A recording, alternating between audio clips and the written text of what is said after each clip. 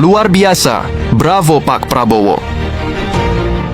Penemuan nuklir abadi melimpah di Indonesia dan Cina.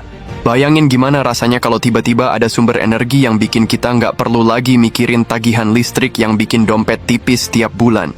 Kulkas bisa nyala terus, AC dingin 24 jam, HP nggak pernah lowbat, dan pompa air bisa nyedot sepuasnya tanpa takut meteran loncat kayak atlet lompat jauh. Kedengeran kayak rumah tangga impian kan? Nah, sekarang bayangin kalau sumber energi itu nggak cuma bisa bikin satu rumah adem tentram, tapi juga bisa bikin satu negara kayak Indonesia ini hidup nyaman selamanya, tanpa khawatir listrik hidup mati atau krisis energi. Lebih gilanya lagi, bahan bakunya ternyata udah numpuk di negeri kita sendiri. Namanya thorium. Kalau thorium ini beneran dijalanin, Indonesia bisa jadi negara yang nggak perlu lagi langganan BBM mahal, nggak tergantung sama PLTU batubara yang udah ketinggalan zaman, dan bisa ganti semua itu dengan energi bersih, murah, aman, serta tahan sampai anak cucu kita punya cicit. Tapi, jangan senang dulu. Ada satu masalah besar yang harus kita waspadai. Rakyat harus ekstra hati-hati, karena kalau nggak diawasi, thorium yang katanya energi masa depan malah bisa jadi ladang korupsi masa kini.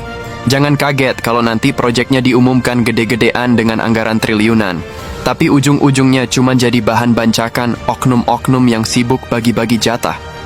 Bukannya listrik murah yang datang, malah berita korupsi yang berseliweran. Mereka bungkus korupsi pakai jargon teknologi baru, padahal modusnya ya masih sama. Nguras duit rakyat. Padahal, ini kesempatan langka banget. Kalau kita lengah, koruptor pesta, rakyat cuma bisa nonton, thorium tinggal angan-angan, listrik tetap mahal, dan masa depan kita keburu disabotase dari dalam. Jadi sekarang pertanyaannya bukan cuma thorium itu apa, tapi lebih ke kenapa kita nggak mulai dari kemarin? Dan yang lebih penting, bisakah kita mengawasi ini biar nggak kecolongan? Indonesia sebenarnya punya peluang emas buat jadi negara dengan energi nuklir terbaik di dunia. Kenapa? Karena nuklir yang paling canggih itu bukan yang pakai uranium, tapi yang pakai thorium. Dan thorium itu ada di Indonesia dalam jumlah melimpah, sementara negara lain masih sibuk eksplorasi, kita udah punya modal dari sananya.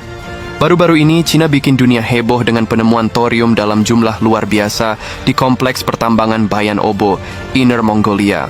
Tempat ini emang udah lama terkenal sebagai salah satu lokasi tanah jarang paling penting di dunia. Tapi kali ini, bukan tanah jarangnya yang bikin heboh, melainkan limbah dari ekstraksi biji besinya, yang ternyata mengandung thorium dalam jumlah fantastis. Konon, cadangan thorium di sana cukup buat nyuplai energi semua rumah tangga di Amerika Serikat selama lebih dari 1000 tahun. Bahkan ada yang bilang, jumlah thorium ini bisa bikin Cina punya energi stabil sampai 60.000 tahun ke depan. Gila nggak tuh? 60.000 tahun! Itu udah dari zaman manusia baru belajar bikin api sampai nanti mungkin manusia udah pindah ke planet lain. Ilmuwan Cina sendiri percaya kalau thorium ini bisa jadi game changer buat industri energi mereka. Kenapa?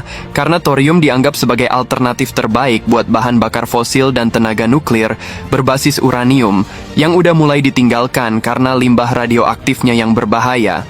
Dibanding uranium, thorium ini punya banyak keunggulan. Jumlahnya 5 kali lebih banyak di kerak bumi, tingkat radioaktifnya lebih rendah, dan yang paling penting, lebih aman. Bayangin kalau Indonesia bisa memanfaatkan thorium ini dengan maksimal. Kita nggak bakal lagi bergantung sama impor BBM. Listrik murah bisa jadi kenyataan, industri maju pesat, dan ekonomi bisa melejit. Sayangnya, sampai sekarang thorium di Indonesia masih cuma jadi wacana. Padahal kalau kita nggak gerak cepat, bisa-bisa negara lain yang duluan manfaatin teknologi ini, sementara kita cuma jadi penonton. Salah satu teknologi yang bisa bikin thorium makin efektif adalah reaktor garam cair atau Molten Salt Reactor (MSR). Reaktor ini beda dari reaktor nuklir konvensional yang pakai uranium dan beroperasi di tekanan tinggi. MSR lebih stabil karena bekerja di tekanan rendah, jadi risiko kecelakaan kayak Chernobyl bisa ditekan seminimal mungkin. Buat yang belum tahu, Chernobyl adalah bencana nuklir terburuk dalam sejarah yang terjadi pada 26 April 1986 di Ukraina, dulu bagian dari Uni Soviet. Saat itu, 2 orang tewas seketika, 28 orang meninggal akibat radiasi akut, dan ribuan lainnya kena penyakit jangka panjang, terutama kanker tiroid. Radiasi menyebar ke berbagai negara di Eropa, dan kota Pripyat harus dikosongkan. Bahkan sampai sekarang, zona di sekitar Chernobyl masih nggak layak huni karena radiasi yang tinggi. Tapi, reaktor berbasis thorium punya keunggulan besar dibanding reaktor uranium konvensional. Selain lebih aman, limbah radioaktifnya juga jauh lebih sedikit. Itulah kenapa banyak ilmuwan percaya kalau thorium bisa jadi solusi buat energi masa depan yang bersih dan berkelanjutan. Cina nggak main-main sama temuan ini. Mereka udah melakukan survei geologi besar-besaran dan berhasil memetakan 233 zona kaya thorium di seluruh negeri mereka. Ini bukan sekadar penemuan iseng atau kebetulan, mereka serius banget buat menggarap thorium ini demi masa depan energi mereka. Pertanyaannya sekarang, kapan Indonesia mulai bergerak? Kita punya semua yang dibutuhkan, sumber daya melimpah, tenaga ahli ada, dan teknologi bisa dikembangkan. Tapi kalau masih sibuk dengan politik kepentingan dan korupsi, ya thorium cuman akan jadi cerita di atas kertas. Jangan sampai kesempatan emas ini keburu dicomot negara lain, sementara kita masih sibuk berdebat dan nggak ngapa-ngapain. Jadi tugas kita sebagai rakyat bukan cuma tahu soal thorium, tapi juga ikut mengawasi dan mendesak pemerintah supaya serius dalam mengelola sumber daya ini. Jangan sampai kita kecolongan lagi. Kalau thorium bisa dikelola dengan benar, bukan nggak mungkin Indonesia jadi salah satu negara dengan energi paling maju di dunia. Kita bisa bebas dari ketergantungan BBM, nggak perlu takut krisis listrik, dan yang paling penting, masa depan energi kita ada di tangan sendiri. Jadi gini bro, thorium tuh punya potensi gede banget buat jadi bahan bakar nuklir masa depan. Salah satu keunggulannya adalah bisa ngecilin risiko bencana nuklir yang sering bikin orang was-was. Nah, di dalam reaktor, thorium ini dicampur sama lithium fluoride, terus dipanasin sampai 1400 derajat Celcius. Panas banget kan? Setelah itu, campuran ini dibombardir neutron sampai berubah jadi uranium-233 yang nantinya bisa dipakai buat reaksi nuklir berantai. Gokil kan? Kerennya lagi, sistem ini bisa nge-recycle bahan bakarnya sendiri berkali-kali. Artinya energi yang dihasilkan makin maksimal, sementara limbahnya makin dikit. Bandingin sama uranium biasa, thorium ini lebih aman, lebih hemat, dan bisa bikin desain reaktor lebih kecil dan modular. Siapa tahu nanti ada reaktor thorium portable yang bisa nyuplai listrik ke daerah terpencil tanpa harus bikin PLTN gede-gedean kayak sekarang. Canggih abis. Makanya, nggak heran kalau Cina langsung tancap gas bikin proyek reaktor thorium pertama di dunia.